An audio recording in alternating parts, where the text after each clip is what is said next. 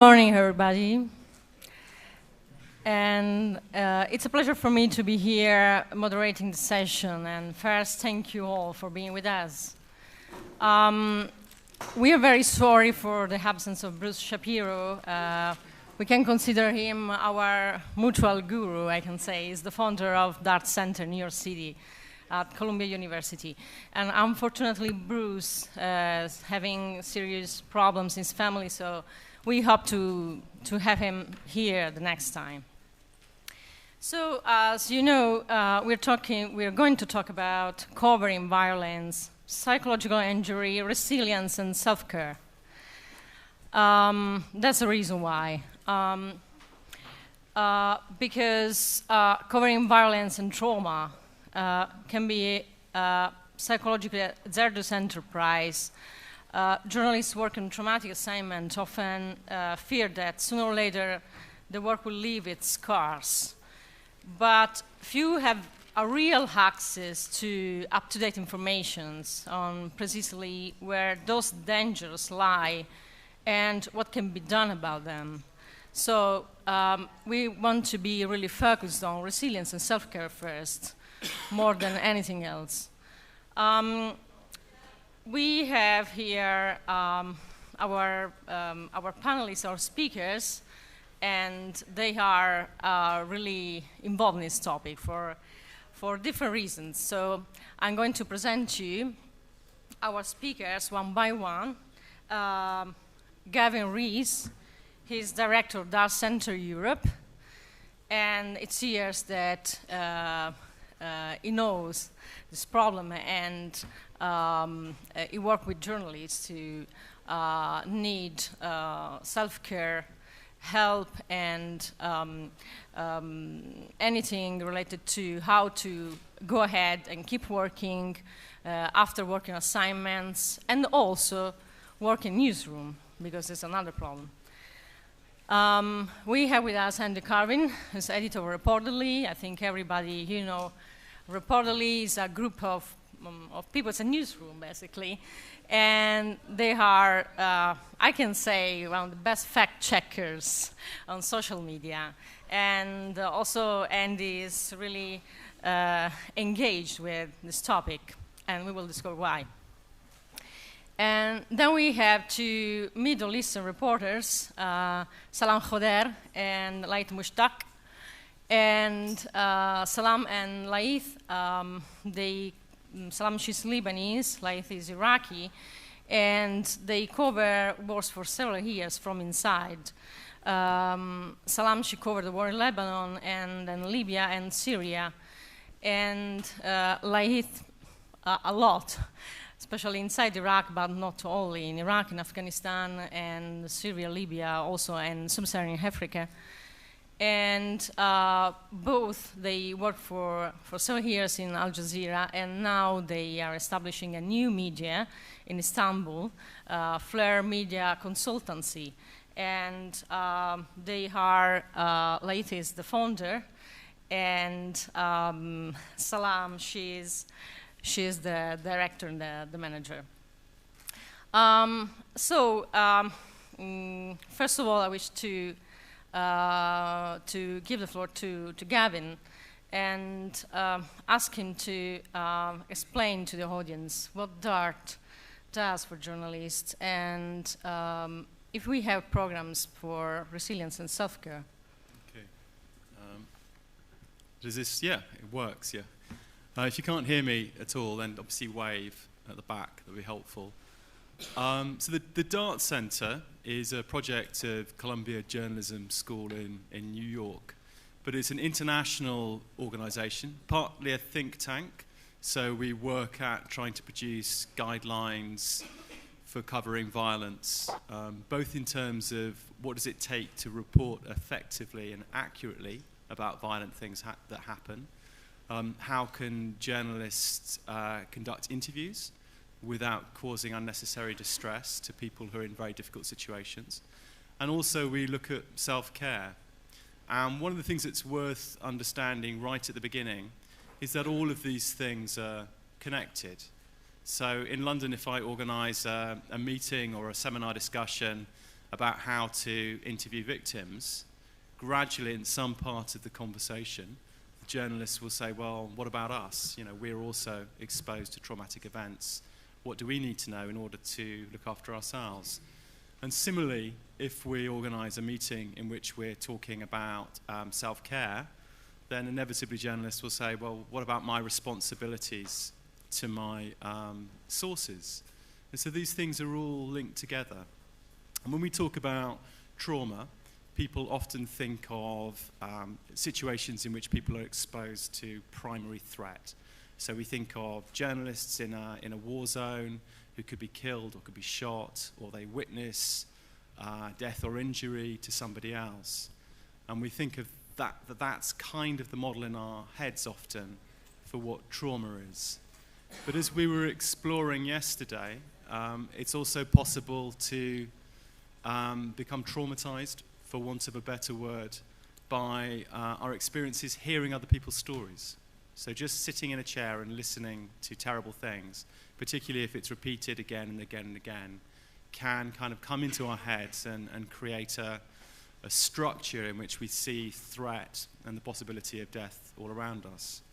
Now, the first thing to say, which I should have actually said before I said anything else, but I'll say it now and I'll kind of underline it with a kind of invisible ink, is that journalists as a tribe are incredibly resilient.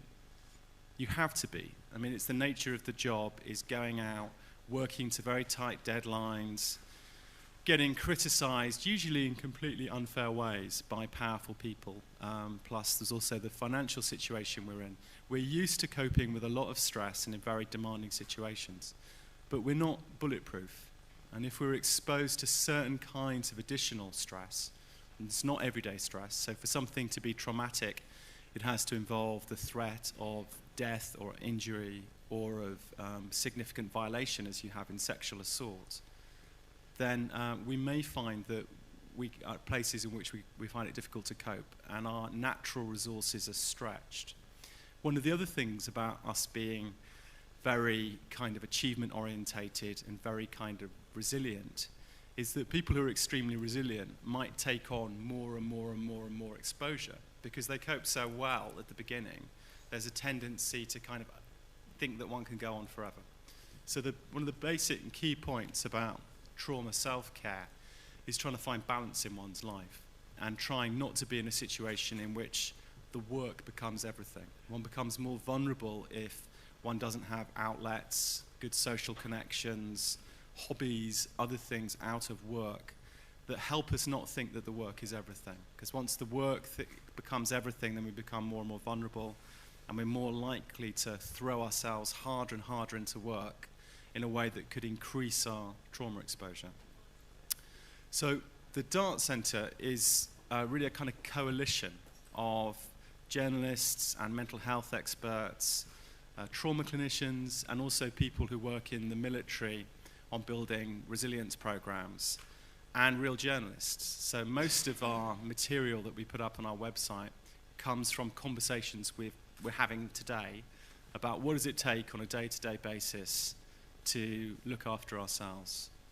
One thing that's really worth thinking about is the degree to which the journalism organisations you work for encourage social support within the organisation.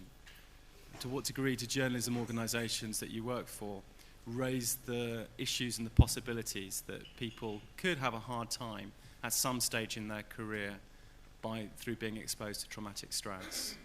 Because too often what happens is that a primary traumatic experience can feel very isolating. And people can feel that this is just me, I'm somehow not good enough, this is my fault. And we have this a kind of exaggerated tendency in trauma for people to isolate themselves. So the classic image of that might be the Vietnam War veteran who thinks nobody will, understand them, and then buys a hut in the woods, and then before you know it, they're not talking to people and they've excluded themselves from society. So what we try and do is encourage news organisations and freelance journalists as well, communities of journalists, to own the issue, and if they think that one in their team or one in their social circle is having a hard time, to kind of reach out. But very often people get into trauma difficulty. Perhaps they suddenly find themselves having nightmares, not being able to sleep, very exaggerated sense of being kind of their body being too primed with adrenaline, kind of nervousness, a sense of that they may be attacked, that the incident that they saw could happen again.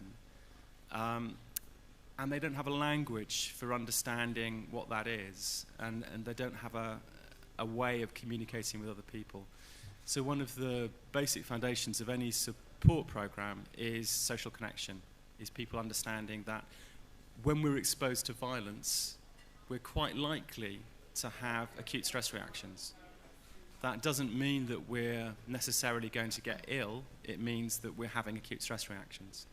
And if people have a little bit of language to understand that it's normal in the wake of a traumatic incident to be jumpy, perhaps to have a startle reaction.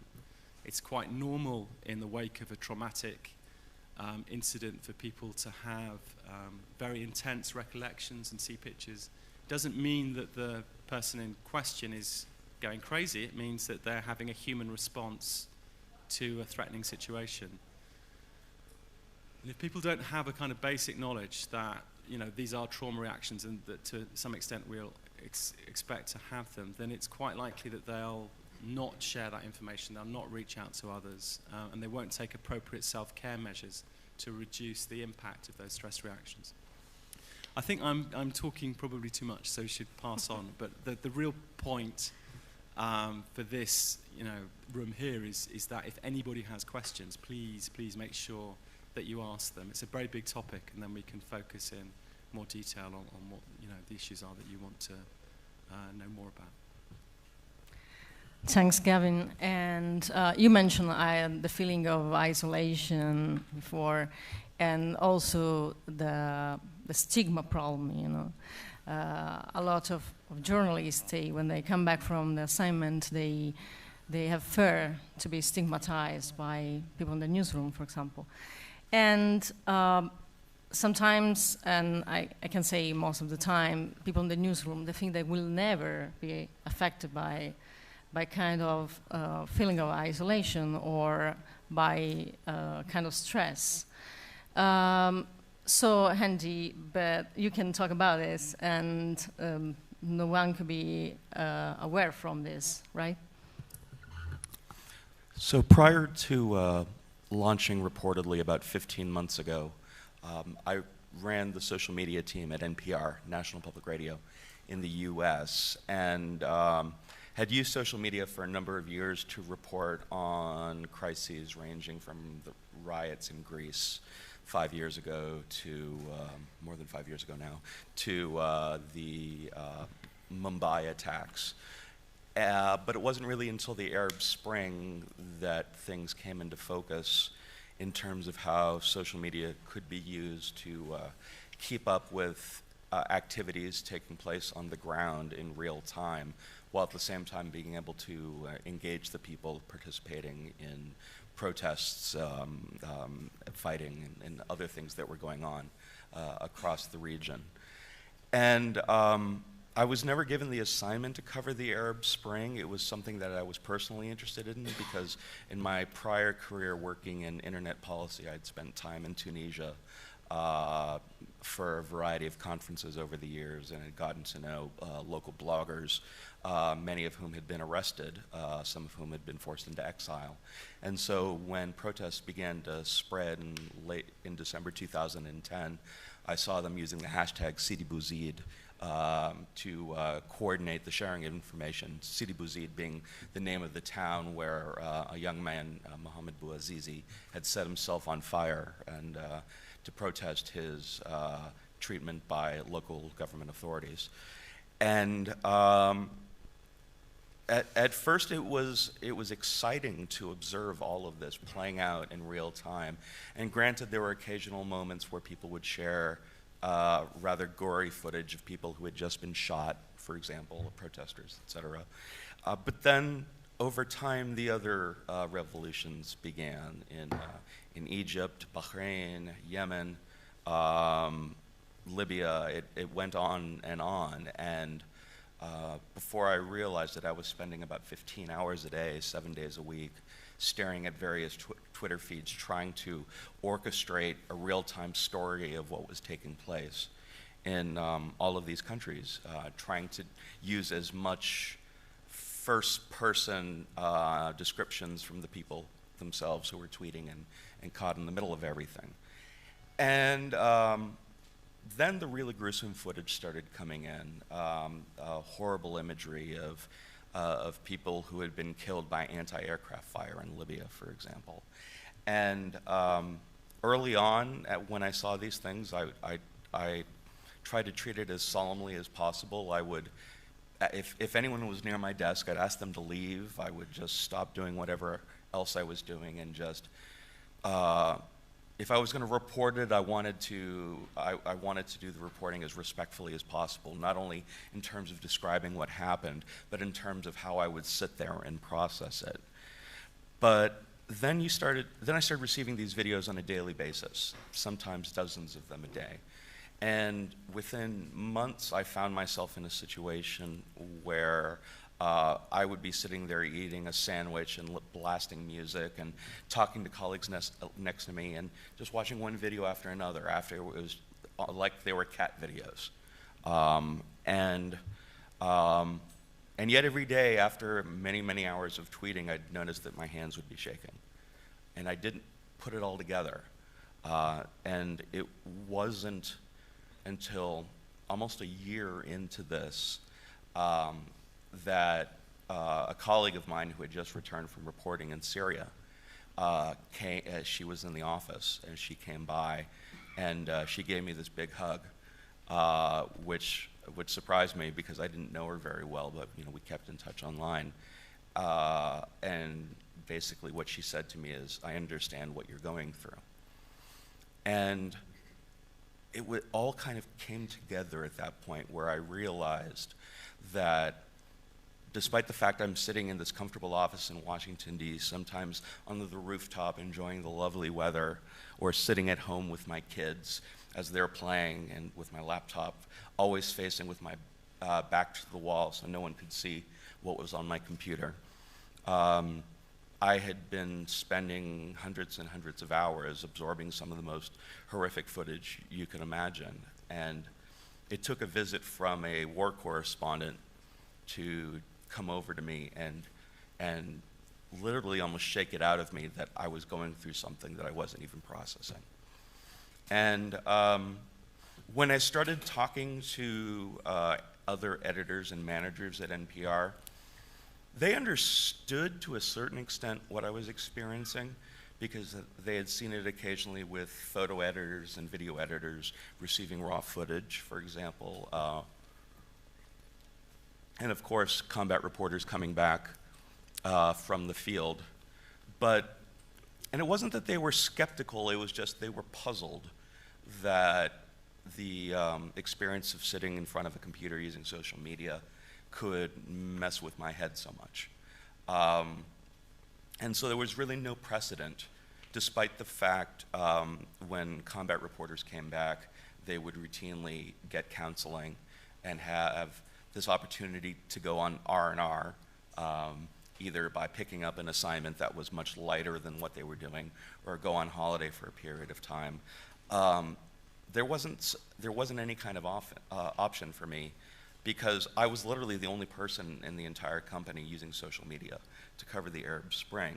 And while they probably wouldn't have complained if I said I need to take 2 weeks off, I felt so strongly that I would let people down if I stopped doing what I was doing that I didn't want to ask that. And so I allowed myself to stay immersed in this situation for about 18 months. Until I finally reached a point where, I didn't say it publicly, but anyone who followed my Twitter feed saw it trickle from starting with hundreds of posts a day to dozens of posts a day to maybe a few posts a day. I had burnt out, and it was beginning to affect me in a whole range of ways. certain types of food would trigger an almost a panic response with me, because I would associate certain types of food that would look like body parts to me. Even though often they didn't, my mind was making that connection. And then eventually the smell of those foods would make the connection. It really took me a long time to figure out how to pull away from this and strike the right balance where I could continue doing a job where part of my job is to bear witness to what's happening to oppressed people around the world and to explain it, without at the same time being this automaton conduit for every bit of raw footage coming through. You know, I'm not an algorithm processing graphic imagery. I'm a person trying to interpret it for other people. I was doing them a disservice as much as I was doing myself a disservice, because there would be times where I would share footage that, if I had been more circumspect at the time, I would have known not to. But because I was so numb, and often the adrenaline would be going, that I would share things without making proper consideration of what the impact would be. And so I eventually left NPR. I left in late 2013 and decided that I was still passionate about doing this kind of work, but if I'm going to do it, it needs to be in an environment where I am with a team of people who get this and who are able to support each other.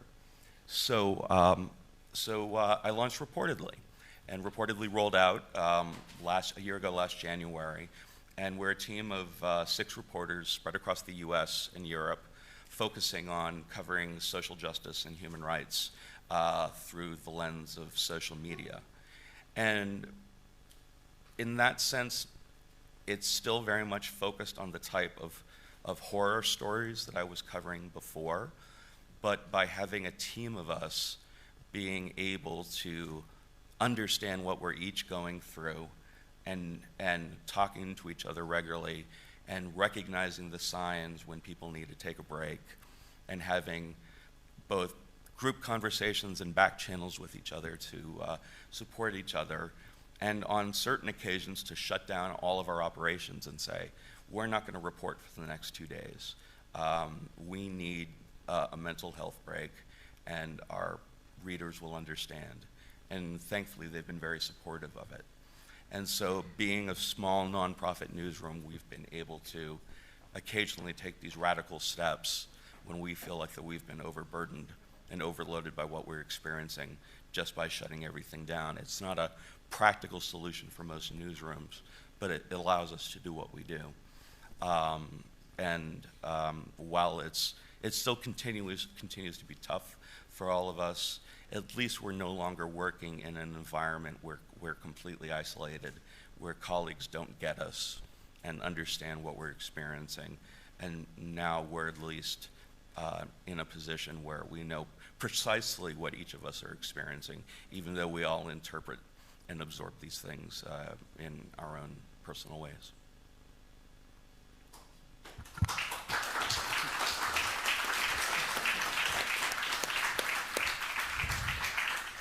Thank you, Handy, for sharing with us your feelings and your experience. And as you said before, and working with people who are common ground, also in feelings of what happened to you, could be really good to have a good results working in media.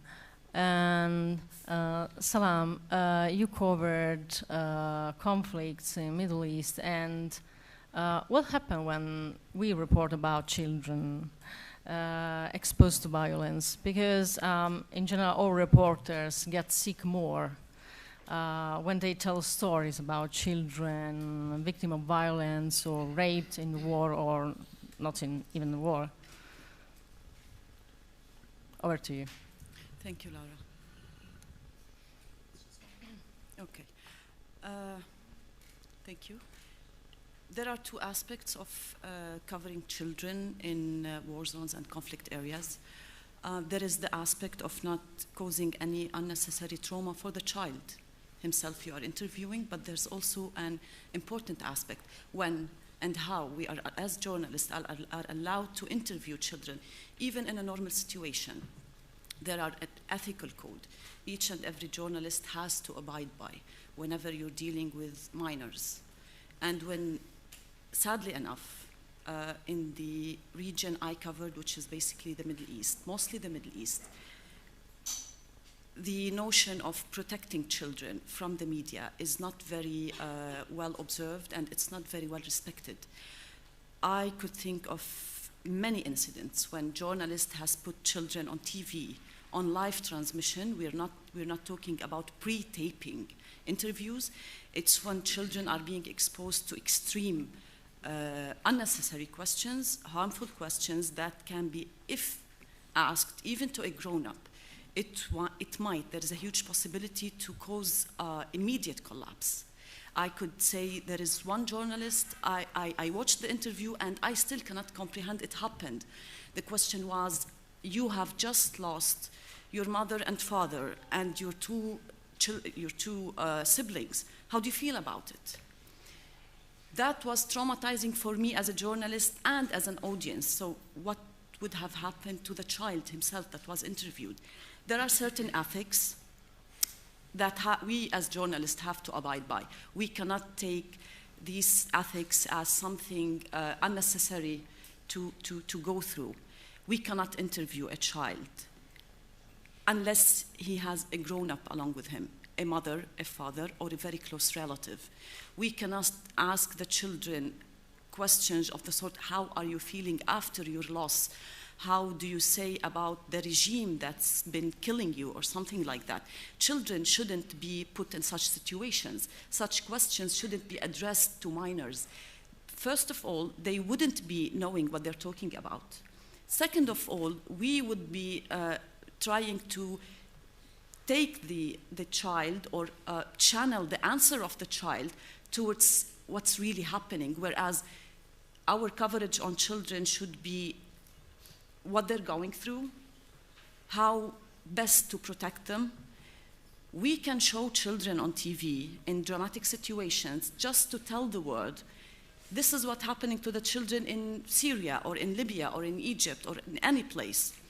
When I was covering Aleppo in 2013, I remember I was filming at a bakery in Sheikh Maqsood street. It's a very highly populated street.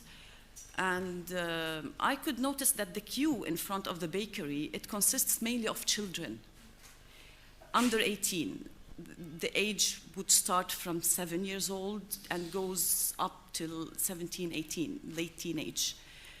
And that brought a memory from my childhood, because I grew up in the Civil War, during the Civil War in Lebanon, and I used to be in the same situation. I had to go myself and wait in the queue to get some bread, because my father was abducted, my youngest sister, she couldn't do that, so I had to do it. And gentlemen then and there would tell me, excuse me, I know you're a child, I cannot give you, because my family also needs bread. So that brought up memories. And in that case, it allowed me to compare. If I were them, would I be okay if a journalist comes and asks me, what are you doing here? Why is your mom and dad are not here for bread? Probably they're dead. Probably they're with the rest of the family. So I made sure at that point not to interview any child who's in the early teenage. But the shock was that we finished filming and then we went to another location. Probably 20 minutes later, all the children were dead. The regime aircraft had bombed the place and most of the people in the queue died. And I had footage for them alive. This is another question. Do we put the pictures of them alive than dead? Which is ethical. A few minutes before the aircraft has arrived, they were just alive. They were talking and they were waiting in the queue. And they were probably, it was a sunny day. They were feeling hot, then they're dead. So which picture or which video would you broadcast? They have families. They are dead, but they have families. If you have, each and every journalist has to ask himself or herself, if I have a child, would I allow the exposition of my child on the media or not? Sadly enough, in the Middle East, most of these criteria are not being taken into great consideration. We, on daily basis, see children, bodies of children dead. Most of the media outlets, they don't even have they don't cover the faces, they don't hide the identities. Because the debate in the Middle East currently is that many countries in the Middle East, millions of people in the Middle East are going through very tough times. Hundreds of them are dying each and every day. As we speak, I could imagine people in Syria are still dying, in Libya, in many other places. In Egypt, we have children who are being detained and tortured. But so the question in the Middle East is that if we don't show this, the world would not believe us. In the Middle East, things have come to this very critical point. Nobody would believe us. My take on that, no. Protecting children in the work of journalism is very important. I don't want the world to believe us. I would firstly, as a journalist, prefer to respect the child during his life and after they go away. So it's very tricky to report on kids, on children in particular, and that has an impact on us as journalists, because the story doesn't finish as we report it and we put it on air as TV journalists. No, the memories go on. We might not identify that we are having trauma or not, because even the psychological help or support in the Middle East, almost nobody talks about it. I didn't even know it existed until one of my mentors got it. And it took her time to realize that she suffers of trauma. She cannot go to workplaces or conflict areas. And it was only then when we started talking about something is happening to us, but we don't know what it is. We lack social support because we cannot just go and talk to our partners or our friends. They will listen, but they cannot relate.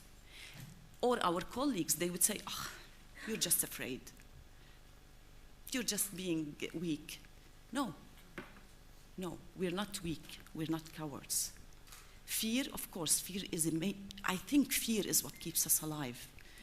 But it's very difficult to share such things. In the Middle East, we do not have the necessary support and the psychological and social support. We cannot talk about the issue. I cannot go to my boss and tell him, boss, I think I'm traumatized. You'd say, you don't want to work. I will assign someone else. That causes us double problem, because if you go on reporting when you are traumatized, that will show in your work. Any professional journalist can detect that there is something wrong in your reporting. You will be tensed all the time. You will be on the edge. You will tend to show more violence in your work. And in the Middle East, as I said, it's fine. The more violence, the more blood, mostly. I'm not just generalizing, but mostly. I wouldn't call it a trend. It's not a trend, but it's commonly happening. And as the political instability is going on in the Middle East, these things are going on, and these issues are not being addressed correctly in the Middle East. Thank you.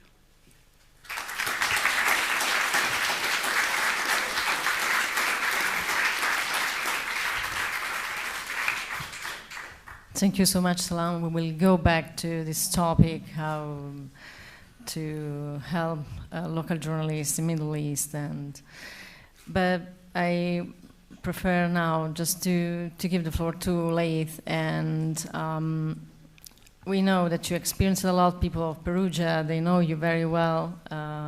He was here 3 times in the past festivals, sessions, and because here we are talking, of course, about trauma, but we talk also about resilience and self-care. Can you describe your experience, but being more focused on your personal self-care?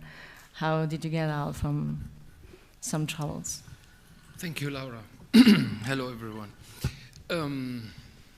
Well, maybe because I'm lucky, I'm born in Middle East, and you know it's the most stable place in the world. Actually, I didn't notice that I have something weird happen to me till 2005. But let me go to the childhood. I grew up in a country. We had a war in 1973. We had a war when I was 10 years old, 1980, with Iran. It's the gentleman, he's from Iraq, and he remembered these things. It took 8 years, and when we talk about war, when I was a child, I saw two of my friends being killed by missile fall down in a school, and I saw the first conflict image that half of their body, it's not there, and they are friends. We had coffee or tea 2 hours ago. Moving to 1990, I was a soldier. During my service, I was in Kuwait, and 80% of my group being killed in a war, and I saw them being killed there. 2003, the occupation of Iraq, my sister being killed before the fall of Baghdad. She was 20 years old, and there is a missile fall down in our house, and then I didn't get even her body, I got her head in a plastic bag. After a while, after 2 months, I joined Al Jazeera, and I started to work with Al Jazeera 2003, and I covered the war in Iraq. After 2004, I was a cameraman inside Al-Fallujah with Ahmad Mansour and Abdul Azim and colleagues. And as Salam, she's mentioned about children and these things. And when we talk about now, we're just jumping from war to war. It's easy to just say it, and it's easy to watch it on TV or people in a newsroom. Oh, no, I don't want to see this. Just stop it. Yes, you can stop it from the screen, but when you work on the field, you cannot stop it. You smell it, you hear it, you touch it. During Al-Fallujah, the first Al-Fallujah battle, I was there for more than 1 month, and every single day I saw children being killed there, and women and men, and just imagine you hold the camera and go inside the hospital, and there is a mom laying down there. They try to help her and ask you as a cameraman or as a journalist, where is my sons? And you know that they are just dead body in the next room, and what to tell her? Tell her that your baby is being killed, or tell her the truth? What? So you are in this situation. Of course, for the channel or for the network that you work with, wow, it's big fish. We have the only we are the only channel inside Al-Fallujah battle. But what about us, the people who work on the field? And as Salam mentioned before, in the Middle East, we don't have self-care. We don't have this. We don't have these things. If you go to in Iraq. We were one day civilization, but now if you go to someone and tell him that I have this and I have that, okay, just go to mullah or sheikh or imam and he will read something and you will be fine. And that's it. We don't have this things in the way of thinking in our tradition. And after 1 year working with Al Jazeera, and we left Baghdad because Iraqi government, they closed our office. I went to Qatar for 1 month, then 6 months in Afghanistan. For self-care? No, I don't think so. 6 months in Afghanistan, also under pressure, because we're talking about pressure of work, pressure of seeing things, conflict things, and the first time in Perugia I was talking about the conflict image, the side effect about for the people who work on the field and the audience. And always we thinking here when we sit down talking about audience, if they see this and see that, but what about us, the people who work there? And many times people ask me, we gave a training in Flare, and I gave a training since 3 years, 4 years, how to cover war zone. Anyone can say, I want to go to Syria. I want to go to Iraq. I want to go to Afghanistan. But do you think it's a picnic? Are you serious? I was in Aleppo 2013, and if you ask me as a person who covered war in Iraq, covered war in Afghanistan, covered wars in Africa and in Libya, all of this, it's just kindergarten if you compare it with Syria, what's happening in Syria, inside Syria. It's nothing. Even in Iraq, Syria, it's worse than Iraq, the situation there. The things that you see it around you. Let me back to Al-Fallujah, because tomorrow it will be the 12th anniversary to the Battle of Al-Fallujah, like the day, like 9th of April 2004, I saw children, they put them just like sausage, you know, in a hospital, some of them holding a toy, and half of their faces, his face is cut, and his name Ahmed. I still remember that. And the father, and you hold the camera, you know, and the father talking to his children. Come on, Ahmed, come to me. I will give you another toy. And he's talking to his dead son. And I was moving between the father and the children. And then I put the camera down and I started smoking cigarette, because hold a second, what we are doing there. I know we are carrying what's happening, the truth, the news to others, but it's following me till now. How I start to discover things that, for example, I cannot eat meat at all since 2003 till 2010. I can't. I can see meat. I can't. If you want me to tell you about what I am seeing when I sleep, or just imagine you wake up in the morning, if you close your eyes and you just open your eyes, that there is one of the victims that you shoot them, he's laying down next to you, and they're talking to you. They ask you for help, and they ask your name. They mention your name. Please tell why we are being killed. And this is the question always following me. I don't care about Sunni and Shia with the regime, against regime, with this, with that, with American, against American. I don't care about these things. I'm looking to the victims, and they following you always. And you start to resist to remember these things. And you start to make a block, and took these files and throw it somewhere in a dark room in your head. And sometimes, now, for example, I'm thinking to write a book about my journey with Al Jazeera and covering war and these things. I stop remember things because I refuse the whole block, everything. Just block it and throw it somewhere. Sometimes I told Salam that when I said that, I was in a road in Baghdad, a front of Australian embassy, and there is a clashes between militia or Iraqi resistance and the guards there, and I was there, and I lay down under a car, and the bullets, I felt the bullets more than only the coverage in Iraq. I felt the heat of bullet next to my face more than 30 times.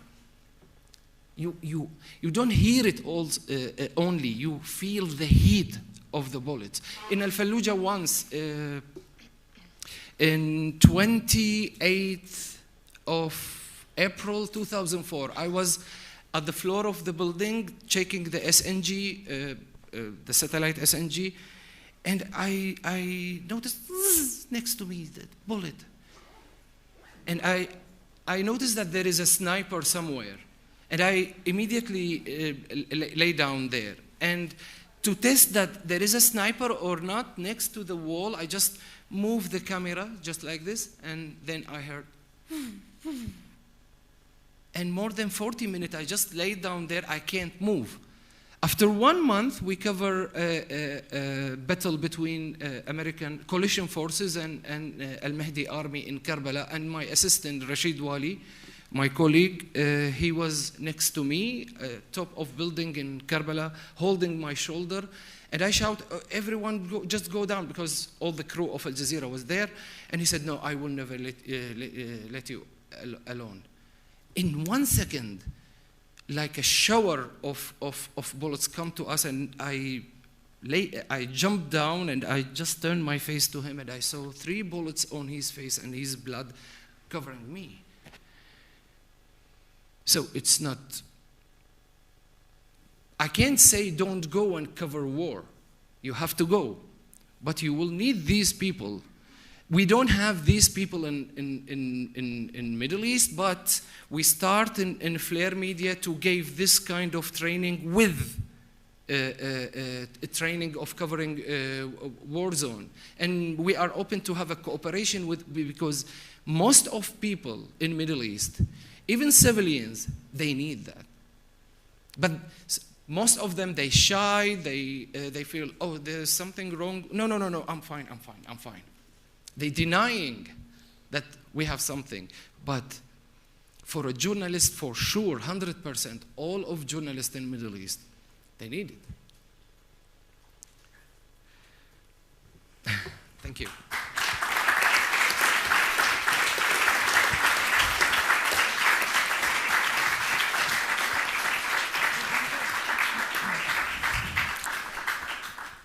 Thank you, Laith, for your touching words, and as usual, we can understand what's the meaning to grow up in a country devastated by war and working for real on the ground and keeping inside a lot of memories.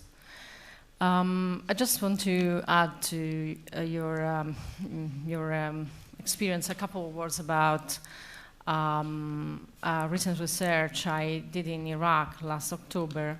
And I have the pleasure to mention Ahmed Al-Sultan, that he helped me on fields there. And I had the chance to train 65 local journalists, Iraqi local journalists, in 3 different cities, Karbala, Basra, and Baghdad. And it was a training of 5-6 days, and 2 days of first aid, and a couple of days of darknet, and 1 day about trauma, resilience, and self-care. And just wish to report to you what happened, that at the beginning, people always told me, why 1 day about trauma? We are Iraqis, we are always traumatized, but we're fine. Exactly as Laith and Salam said. But I said, okay, no problem. You don't need to tell me your stories. When I start to talk about the program in DART and what Bruce taught me about what is necessary to do before an assignment, during an assignment, and after assignment, what are the symptoms that we have, and after, I think, 10 minutes and all the people were silent, a woman started to talk. And I wish to report to you this story because it's really interesting for a lot of reasons. This woman, her name is Zainab. She's around 40, so our age. And, you know, those people, they have bad memories from their childhood. They experienced a lot of traumas, as civilians, of course. And people who are journalists, they experience it more. And she told me that in 2006, in Karbala, she lost her younger child, and she found him lying, you know, on the floor, and cut in 2 pieces. And of course, she started to have a very serious PTSD, and a lot of intrusive memories, and screaming during the night, nightmares, and anything else. And okay, so life goes on. And one day, like 6 months ago, before the training, she scrolled the wall on Facebook, and she found a picture of Aylan lying on his belly. And she started to have again, she suffered again, and she started to have again intrusive memories and nightmares again. And for her it was a real nightmare, because anytime she went on Facebook or on Twitter, she found Aylan in all the pictures possible and comments, and she saw, and she still see, of course, her child. So she decided to stop for 2 months, going to social media, and also her husband, who is a journalist as well, he agreed about it. So they did a kind of self-care. And it's interesting because it's a situation where you have a very serious post-traumatic stress disorder, and this trauma matches with what Andy experienced too, so with what we call vicarious trauma. And I just want to add to on a couple of informations that all the 65 people, the 90% of them, they never had psychological help. Only 2 they had, and they had in Jordan, and there were 2 women raped during the war. And the others, no one had. And the other problem is that the young people, for example, people around the 20, they have just bad memories about their childhood because, for example, they saw some soldiers, somebody shot by soldiers, but when they go online, they start to be nervous, and they go into kind of acute distress.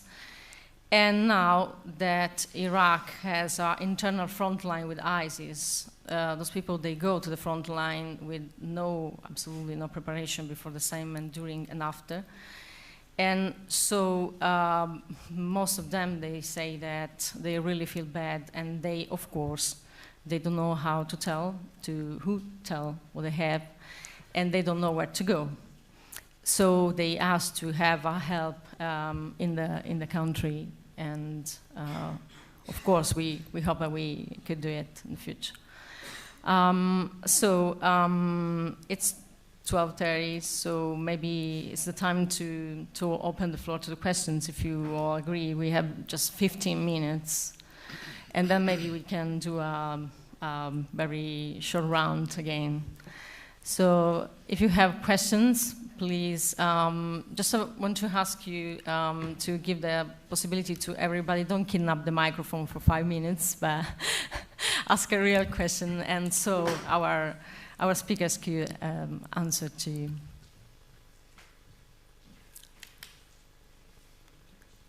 Yeah.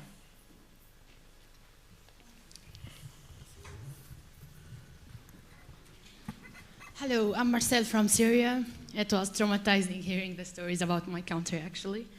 The problem is that for 5 years, I am the other side of the story. I'm the person who is being filmed. And usually, journalists are traumatizing. Not traumatized, they are traumatizing. I will speak for an hour, and they will ask me, you dress like this in Syria? This is a relevant question to them. And then the next question, they will go to seek my religious identity, to add it to the profile they are writing about me. It's relevant in Middle East. I'm not a person. I'm someone's Christian, Muslim, Sunni, Shia. The problem is everyone is really talking about not getting traumatized. They are getting used to. And to me, between traumatized and getting used to, I prefer people who are traumatized. There is this Arabic writer who said, when you enter a room with a bad smell, after a while you get used to, and then the smell wouldn't bother you. That means your smelling sense has died. I'm meeting a lot of died hearts. Regarding Syria especially, we are not asking the right questions. We are stereotyping people. We are putting people under stigma, especially kids with arms. I met this journalist in Aleppo. They wanted to film a kid with a gun. I don't know a kid with a gun. There is a kid with a gun. He will go and seek the picture of the kid with the gun, no matter what. So to me, it is how not to cause more trauma is also really, really important. Regarding how to protect yourself, especially when you are writing this is my people, my country, my neighborhood, so everything in there is more than covering the story so others can hear. Right now, of course, I went to therapy. I started in the therapy, he told me, "You're a Syrian." To him, like, that's okay. If you are depressed, you are a Syrian. That's like, it's normal. And then I wrote a sentence, what if it is a 10 years conflict? And this sentence is on my desk, so like, if it is a 10 years conflict, so I will preserve my energy for helping more, not to lose it. Thank you.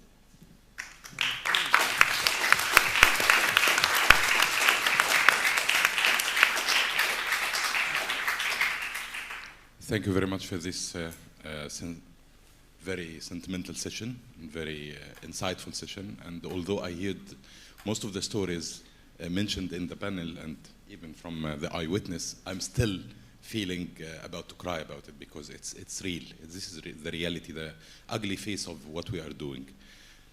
My question, I think we discussed this question in private sessions before, but is there a tangible link between the traumatizing situation we have been through in the field and in the newsroom and the productivity, so we can convince our companies to spare budgets and attention to such therapy? Because we can talk here for hours and hours and days, but if the companies don't recognize the importance of therapy and respect those who are feeling traumatized.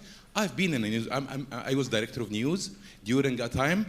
The colleague of Salam was a reporter, and I got the news of her being traumatized.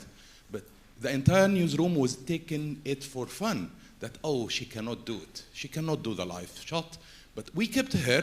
Thank God we didn't fire her. But the image of somebody being traumatized is not as respectful as it should be. And how can we link between, I'm not going to talk about ethics and we should be good people. I need a tangible link between traumatization situation and productivity so we can make a business case. Okay, great.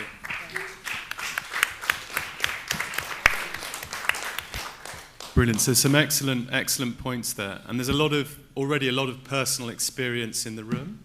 And one of the things that I'm feeling is slightly more kind of elevated sense of, slightly on edge, because we're having this conversation that's a very kind of moving conversation in which we're really talking about some very kind of powerful experiences.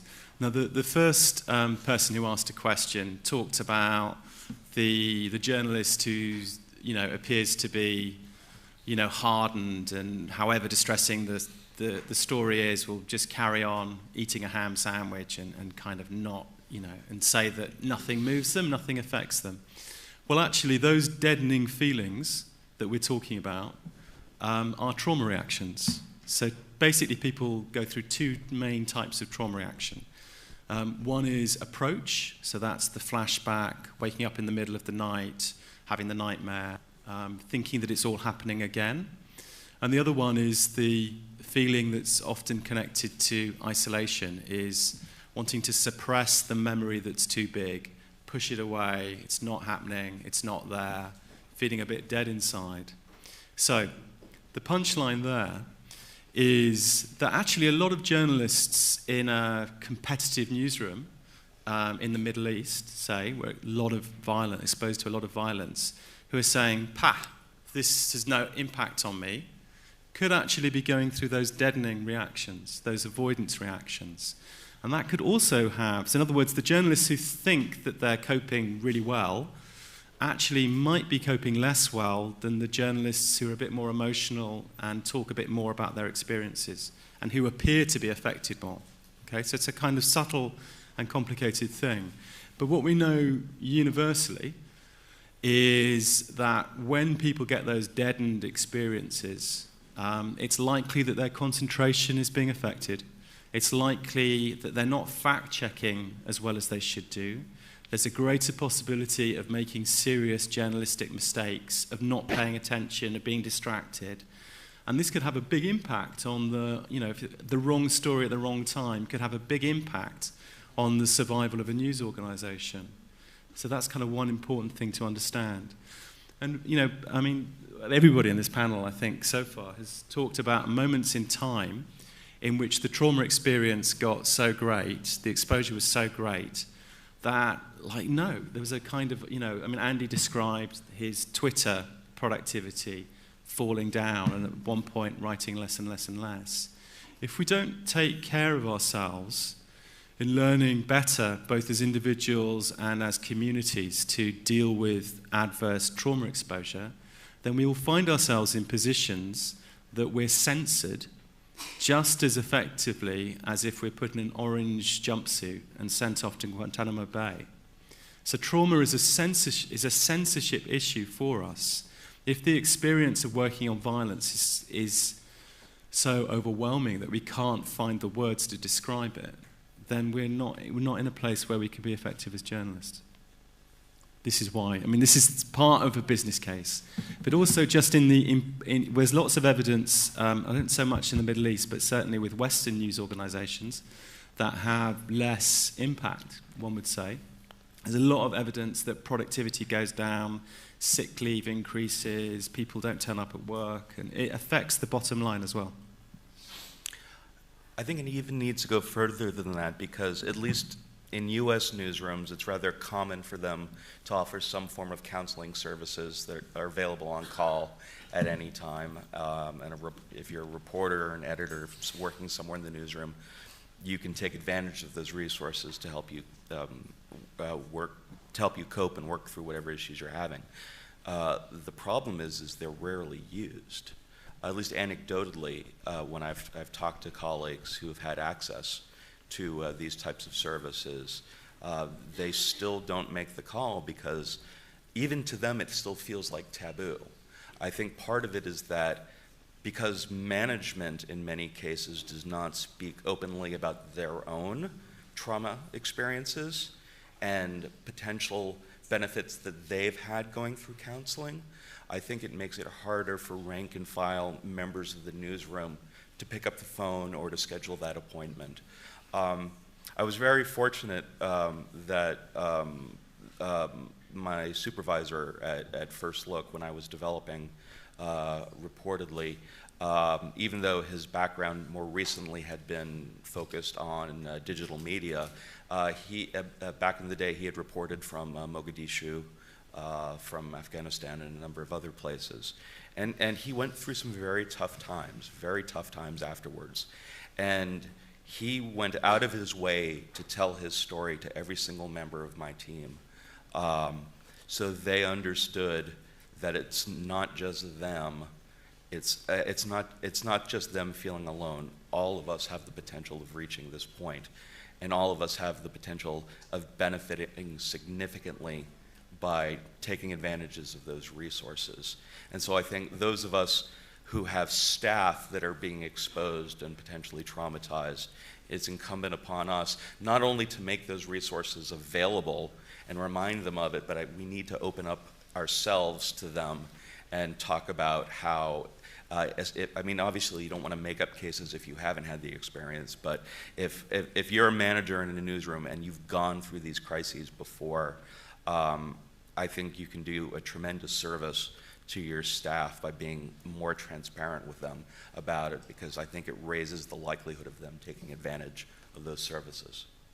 Exactly, and some organizations can do it on a very small range. We can start with our colleagues or whichever institution is working or news organization. You can do it on a smaller scale. Let us start with the basics. Share your experience. I would say, I would talk about my experience. I've been through this. Now at FLAIR, we have 50 plus field teams in Iraq mainly and Syria. And when we say Iraq, it's not only ISIL. You have bombs on daily basis. You have militias. You have anything you could think of. Like there would be group abductions of tens of people sometimes. Yesterday it happened in Syria. 300 persons are being abducted at a time. So it's what we do in FLAIR is we stay in touch with our field teams whenever we assign them to work on something. In Babel, a few weeks ago, there was this huge explosion. 70 persons were killed. It was a suicide explosion. When our team was back from coverage, they had serious problem contacting us. They couldn't upload the link, they couldn't write the news, so we have to, each and every organization has to do it. We are a small model. We talk to our people prior to assigning them. We discuss with them the possible life-threatening situations that they might be put during the assignment, and as they are in the field, we keep on following with them like hour by hour. You check on them, you make sure they feel safe with you. You have to make sure, you have to contact them. We're here for you. We're not there in Iraq to support you physically, but we are here for you. If they need to cry, journalists are allowed to cry, even during the assignments. You have to listen to your people. Whenever they finish from the assignment and come back, you don't just push them, I want the story, I need the story. Okay, time is important, but the safety of our teams is very crucial. We do it on a small scale. We do it on the basics of know-how. We don't have a professional psychologist with us, no. But we have Skype. Connect with connect with your people on Skype. Talk to them. Talk to them. That's very important, even on a small scale, even on personal, it's a personal initiative. But in the huge organizations, this should be taken to a more professional level. In small organizations like us, we just started, but it's important to make your people feel that you are following them. You know where they are constantly. If something happened to them, they would want to know that you are there for them. Don't always go asking, where's the story, where's the story, where's the article, where's the video, where's the I don't know what. If your people are not there, you're not getting nothing. And if your people are traumatized, you will probably stop getting things from them. We're talking that on the professional side. On the human side, I don't think that journalism should change into a software making company. No, no. So far, journalism is about human beings. It consists mainly of human beings working on journalism. So keep it at that level. Talk to your people.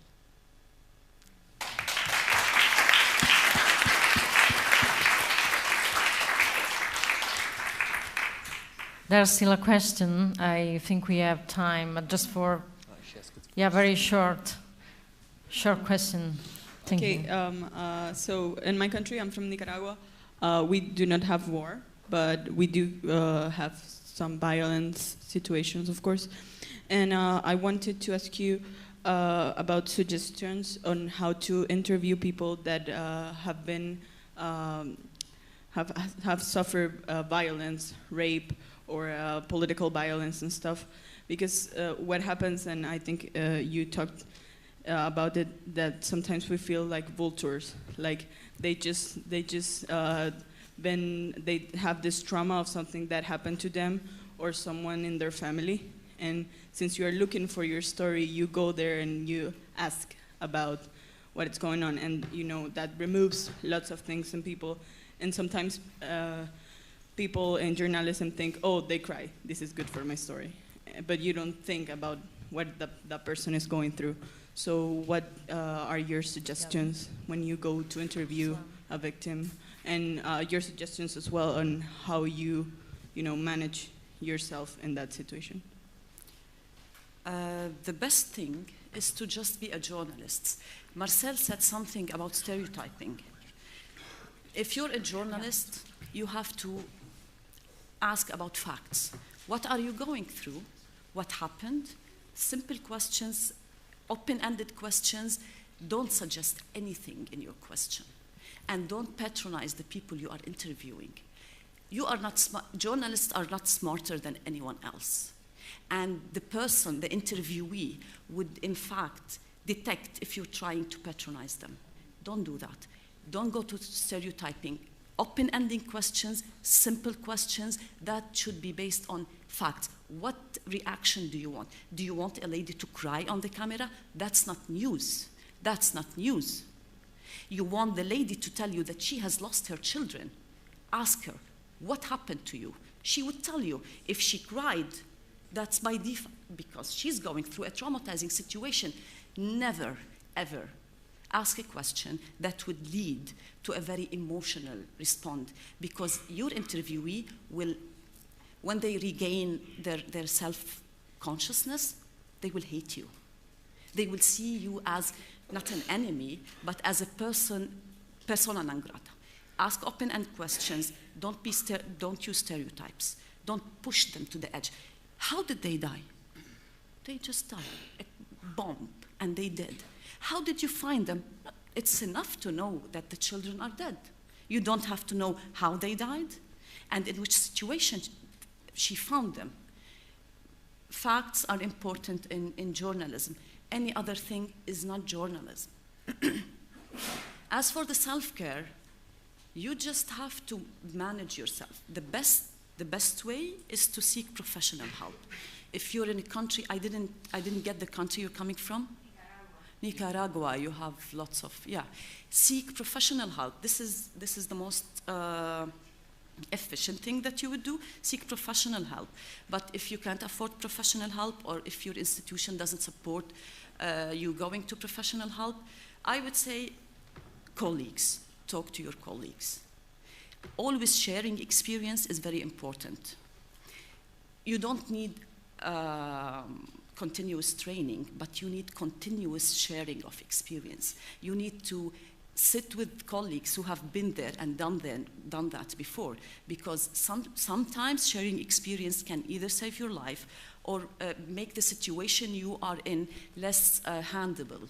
Other people have gone through this. I can go through it till I'm safe.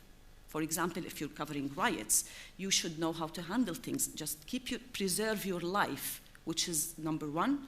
And then whenever you're out of the situation, preferably, you should seek professional help. I think that's excellent advice, and particularly the sense of don't dig. You know, you're interviewing somebody who's vulnerable. You're not a psychiatrist. Don't dig.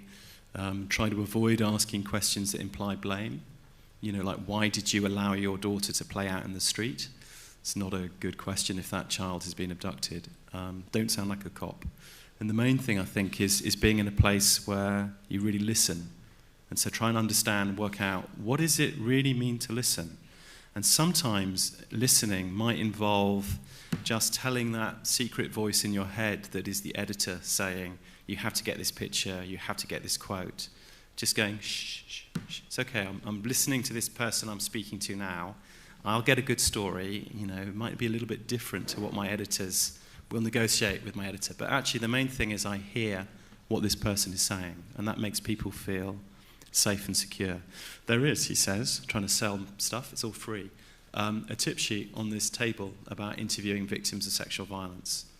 And the other thing I think is really important about what Salam's saying is there's a very big connection between our self-care and how well an interview goes. So in other words, if we feel that we're being exploitative and extractive and that we're acting like vultures, it's likely that the emotional loading of the interview is going to be much heavier and it's going to be much harder to deal with. So therefore, maybe both from the point of view of looking after ourselves and the point of view of looking after the person we're talking to, is to try and get the ethics right. If we have a strong ethical stance, we know what we're doing, and I think training can be very helpful in giving people, you know, a good solid foundation, then we're less likely to make mistakes in interviewing, and we're also more likely to value what we're doing. Okay. I disagree slightly on the issue about needing to see a psychologist, and the point behind that is that, you know, sometimes we're just distressed, and that distress is temporary. So it's not like a big problem. It just means that we had a really difficult series of interviews, and it may be even after a few weeks, we're still thinking about it and feeling churned up. That doesn't mean that we need professional help. If, however, you know, in terms of some of the very big experiences you've heard, we're becoming to a place where we're really not coping well, where we don't want to go back to work, where we're having very disrupted sleep, and those symptoms go on, or those reactions go on for a long time, then that's the time to think about psychological help or whatever's available. You know, we haven't had time to talk about this because it's not enough time. But I really encourage anybody who's interested to go to our website, have a look around, do a bit of research elsewhere. But there are things like breathing exercises and a whole series of techniques that come from therapy that you can do even if you don't have access to a therapist. So it's not, I mean, it's better if somebody's got acute PTSD to see a really good clinical specialist. But if that person's not around, then there are other strategies as well that can make a difference to things. Sure. Thanks, Gavin. That's space for the latest question, and then we finish. Thank you. Thanks. Well, I'm Mildred Hansels. I'm coming from Sierra Leone. All of you know it's very difficult, and it's not covered in Africa. That part of Africa is not covered internationally. People fear, journalists fear to go down and get it because it's not that easy. Like you said before, it's not like going to a picnic or a party. But I was in Sierra Leone. You were in Sierra Leone, that's good. I was a journalist, and I was working for the government-owned radio and television, and I suffered a lot. I was imprisoned for a year and 8 months. Just imagine how traumatized I am. Here in Italy, I see, like she was saying, I asked myself, what then do we cover? What do we cover? What do we put in television? It's very important for us. And my experience, I lost most of my parents. My child was killed. Just imagine when you were talking, it came back to memory. For me, it's not like my own experience. This is not just a question. It's what I suffered. When he was talking about meat, for me, my experience here in Italy, when I see, it's like when I see anybody in uniform, the police, the army, it's like I have an enemy in front of me, and I become so aggressive. I become so tense inside. And what I do is I get silence. Maybe I just keep indoors, maybe 2 weeks or more. I don't want to even talk to anyone. I don't even see anybody. And sometimes I go and face the police, and they ask me, what is the problem? Sit down, let's talk. But, I mean, you just don't have anything to talk about because I continue to see dead bodies. I continue to see most of my colleagues being slaughtered, my friends, my families. You know, that time, 15 journalists were killed in just a month. So that's it. Thanks for this opportunity.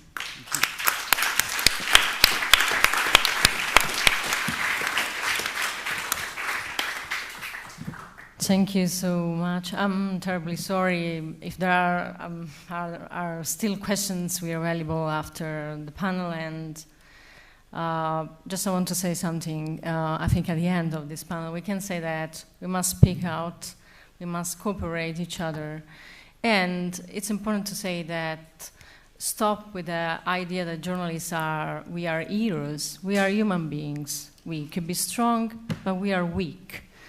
And we must be weak sometimes and share this. So thank you all the panel for giving us such, I can say, touching insight into the problem of trauma. And thank you everybody for coming.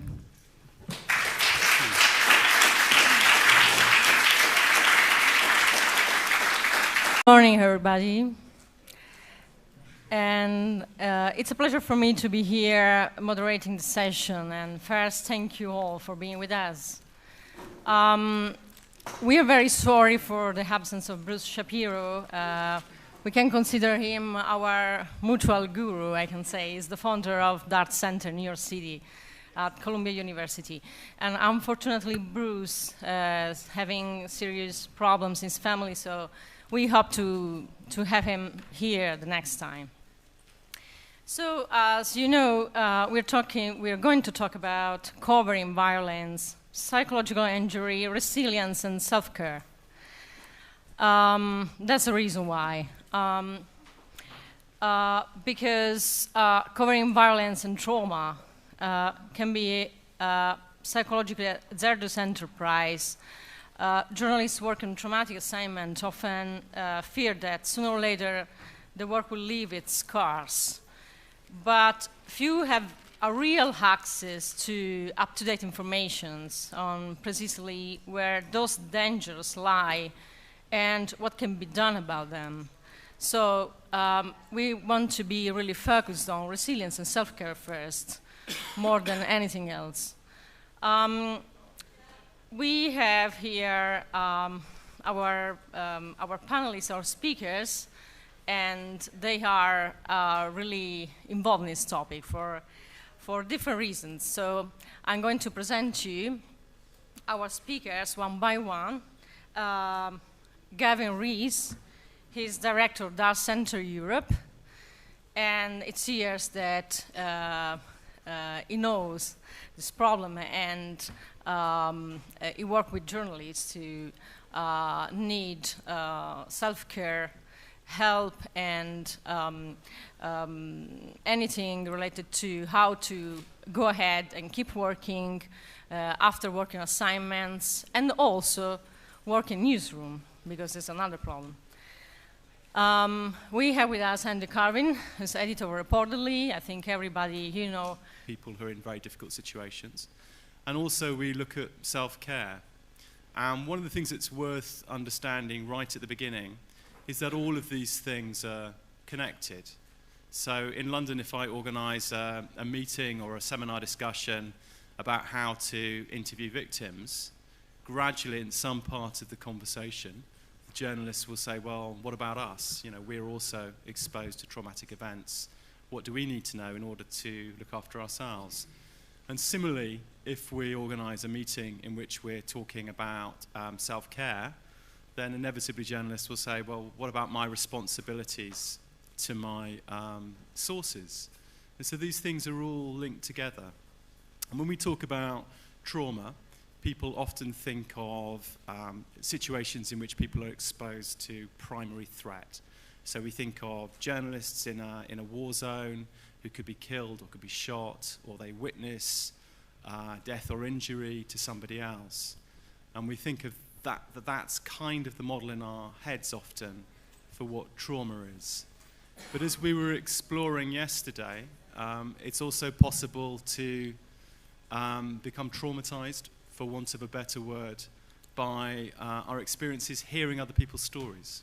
So just sitting in a chair and listening to terrible things, particularly if it's repeated again and again and again, can kind of come into our heads and create a structure in which we see threat and the possibility of death all around us.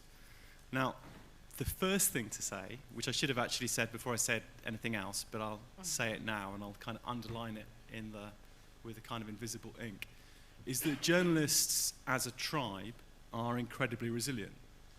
You have to be. I mean, it's the nature of the job, is going out, working to very tight deadlines, getting criticized, usually in completely unfair ways, by powerful people. Plus, there's also the financial situation we're in. We're used to coping with a lot of stress and in very demanding situations, but we're not bulletproof. And if we're exposed to certain kinds of additional stress, and it's not everyday stress, so for something to be traumatic. Reportedly is a group of people, it's a newsroom basically, and they are, I can say, one of the best fact checkers on social media. And also Andy is really engaged with this topic, and we will discover why. And then we have two Middle Eastern reporters, Salam Khoder and Laith Mushtaq. And Salam and Laith, Salam, she's Lebanese, Laith is Iraqi, and they cover wars for several years from inside. Salam, she covered the war in Lebanon and then Libya and Syria, and Laith a lot, especially inside Iraq, but not only in Iraq, in Afghanistan, and Syria, Libya, also, and sub-Saharan Africa. And both, they worked for several years in Al Jazeera, and now they are establishing a new media in Istanbul, Flare Media Consultancy. And they are, Laith is the founder, and Salam, she's the director and the manager. First of all, I wish to give the floor to Gavin and ask him to explain to the audience what DART does for journalists, and if we have programs for resilience and self-care. Okay. Does this? Yeah, it works. Yeah. If you can't hear me at all, then obviously wave at the back. That would be helpful. So the DART Center is a project of Columbia Journalism School in New York, but it's an international organization, partly a think tank. So we work at trying to produce guidelines for covering violence, both in terms of what does it take to report effectively and accurately about violent things that happen. How can journalists conduct interviews without causing unnecessary distress, to be a kind of exaggerated tendency in trauma for people to isolate themselves. So the classic image of that might be the Vietnam War veteran who thinks nobody will, understand them, and then buys a hut in the woods, and then before you know it, they're not talking to people and they've excluded themselves from society. So what we try and do is encourage news organizations and freelance journalists as well, communities of journalists, to own the issue, and if they think that one in their team or one in their social circle is having a hard time, to kind of reach out. But very often people get into trauma difficulty. Perhaps they suddenly find themselves having nightmares, not being able to sleep, very exaggerated sense of being kind of their body being too primed with adrenaline, kind of nervousness, a sense of that, they may be attacked, that the incident that they saw could happen again. And they don't have a language for understanding what that is, and they don't have a way of communicating with other people. So one of the basic foundations of any support program is social connection, is people understanding that when we're exposed to violence, we're quite likely to have acute stress reactions. That doesn't mean that we're necessarily going to get ill, it means that we're having acute stress reactions. And if people have a little bit of language to understand that it's normal in the wake of a traumatic incident to be jumpy, perhaps to have a startle reaction. It's quite normal in the wake of a traumatic incident for people to have very intense recollections and see pictures. Doesn't mean that the person in question is going crazy. It means that they're having a human response to a threatening situation. And if people don't have a kind of basic knowledge that these are trauma reactions and that to some extent we'll expect to have them, then it's quite likely that they'll not share that information, they'll not reach out to others, and they won't take appropriate self-care measures to reduce the impact of those stress reactions. It has to involve the threat of death or injury or of significant violation, as you have in sexual assault. Then we may find that we are places in which we find it difficult to cope, and our natural resources are stretched. One of the other things about us being very kind of achievement orientated and very kind of resilient is that people who are extremely resilient might take on more and more and more and more exposure because they cope so well at the beginning. There's a tendency to kind of think that one can go on forever. So one of the basic and key points about trauma self-care is trying to find balance in one's life and trying not to be in a situation in which the work becomes everything. One becomes more vulnerable if one doesn't have outlets, good social connections, hobbies, other things out of work that help us not think that the work is everything. Because once the work becomes everything, then we become more and more vulnerable, and we're more likely to throw ourselves harder and harder into work in a way that could increase our trauma exposure. So the DART Center is really a kind of coalition of journalists and mental health experts, trauma clinicians, and also people who work in the military on building resilience programs. and real journalists. So most of our material that we put up on our website comes from conversations we're having today about what does it take on a day-to-day basis to look after ourselves. One thing that's really worth thinking about is the degree to which the journalism organisations you work for encourage social support within the organisation. To what degree do journalism organisations that you work for raise the issues and the possibilities that people could have a hard time at some stage in their career through being exposed to traumatic stress? Because too often what happens is that a primary traumatic experience can feel very isolating. And people can feel that this is just me, I'm somehow not good enough, this is my fault. And we have this